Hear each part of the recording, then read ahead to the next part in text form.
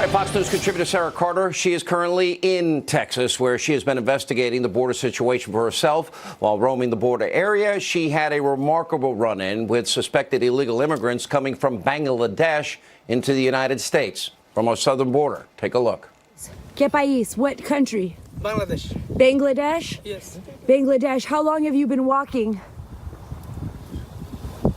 3 months. 3 months. Who brought you here? I don't. You don't understand. Who brought you here? Did you pay? Lots of money. Together. Yeah, together. You paid? How much? How much? $16,000. $16,000. Yes. To get here to the United States. Yeah. Each or both? Only one person. Only one person. Now, meanwhile, newly elected Republican Congressman Dan Crenshaw has a new term for those choosing to ignore the border crisis, tweeting, quote, definition of border denialism: 1, the belief that physical barriers can simply be climbed over just like that. 2, the belief that there's no real problem on the border because 400,000 illegals apprehended on the border per year is insignificant. 3, that the belief that because you can't put a wall everywhere, the Rio Grande, you should therefore put a wall nowhere. And with reaction, Fox News contributors Sarah Carter down at the border, Tammy Bruce, Texas Congressman Dan Crenshaw. That tape is really compelling, Sarah. And by the way, we have an announcement coming up at the end of the show. You're down there, and I'm watching these two guys. They must have thought you were there to arrest them. I mean, it could have been a more dangerous situation, depending. How did they get there from Bangladesh? Well, Sean, it was just as shocking for me. I mean, I had been to that area before in 2014. This has been a crisis, an ongoing crisis through various administrations.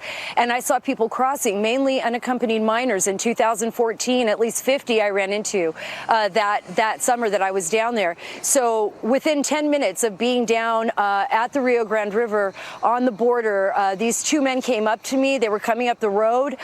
They apparently thought that I was law enforcement. I was there with an off-duty law enforcement officer, and I got to tell you, their story was very compelling. Remember, Bangladesh is a special interest country, so these are special interest aliens, and what that means is people from Bangladesh, Pakistan, Afghanistan, Iraq, and other nations that are considered special interest aliens are from countries where either Al-Qaeda, Islamic State, other various terrorist groups have had influence. So these two men seemed perfectly fine. I had to explain to them that I was a journalist. They agreed to talk with me. They eventually did to have a little bit of understanding of English, and they were able to explain that they went from Bangladesh to Dubai through Brazil. And once they get into Brazil, Sean, then they're either going through Costa Rica, Colombia, then all the way up through Central. I'm at an outdoor area. Then they go all the way up through Central America and into Mexico. And then from Mexico, they make their way into the United States. But these people had no idea that they were even in the United States when they ran into me. Unbelievable story and great footage. Thanks for doing that for us. Congressman Crenshaw, I like your new definition of denialism. It seems like, I've interviewed too many angel moms and dads and families, including this week. And that's Pierce Cochran's parents on this program.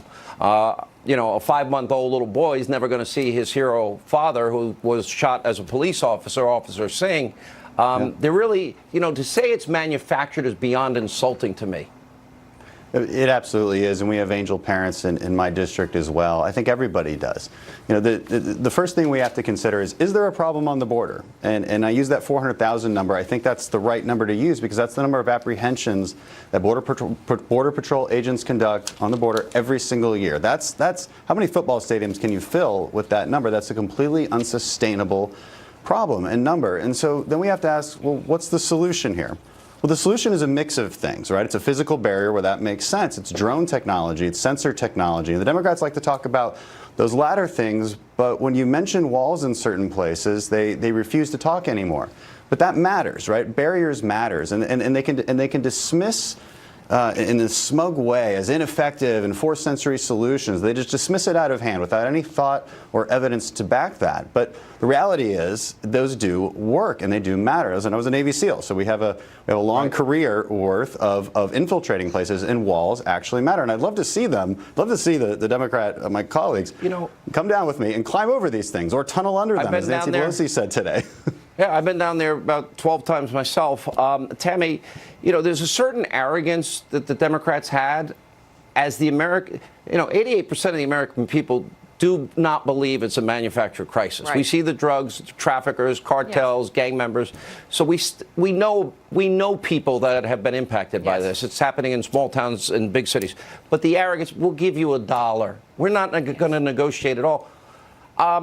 When does this backfire? Because I see a major boomerang coming. I think it already has. And look, it's the president's existence, him being elected, him standing up for what he believes in, that has exposed the Democrat leadership for the craven grifters that they are. And the American people are the mark. I know we don't have a lot of time, but just let me say this. They have voted for certain things as the establishment before, like the wall, and they did it because they knew it would never happen.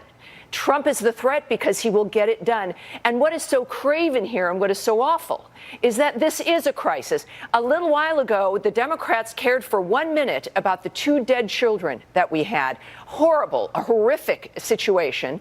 We still care about them. That is a crisis. The number of people who are coming up who the CPB say have been ill for a long time, tuberculosis, the flu, hepatitis, HIV, that they're coming because of the incentive of free health care that you hear now about being offered even more extensively by California and New York. Free to this illegals, has got to end, and the American people understand that our lives are at stake, but so are the lives of the people who are being used as a political cudgel by the Democrats in this country. Supporting the president is key. This is key for the future of the country and for every American family. Or senator. Good point. 202-224-3121. Thank you all. Very compelling.